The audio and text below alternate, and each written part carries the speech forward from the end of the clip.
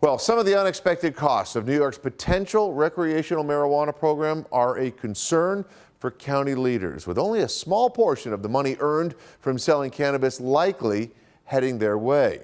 As Channel 2's Rob Hackford explains tonight, they're hoping something changes before now and the governor's desk.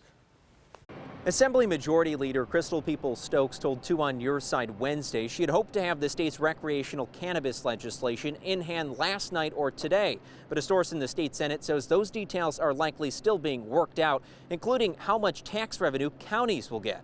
We're asking state legislative leaders to establish that balance, that the level of government that's going to be responsible for new services, new support, and really important support get the revenue to offset that expense.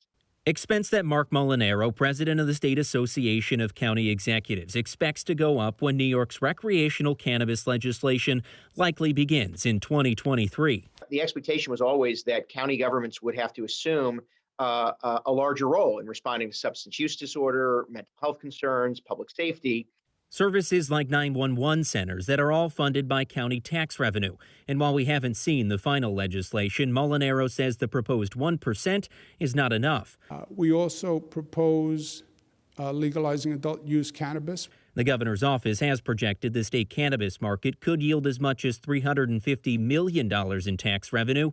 Other studies have cut that projection down to $160 million starting out. So even a few percentage points, potentially 3 or 4%, could mean thousands more or less for counties. We think that the revenue, at least ongoing, could come to the level of government responsible for providing those services, and we'll continue to coordinate effectively with local governments. And even at 4%, Molinaro says that's unlikely to be enough funds to cover every cost related to recreational marijuana in New York State. A spokesperson for Erie County Executive Mark Poloncarz says he shares in that concern.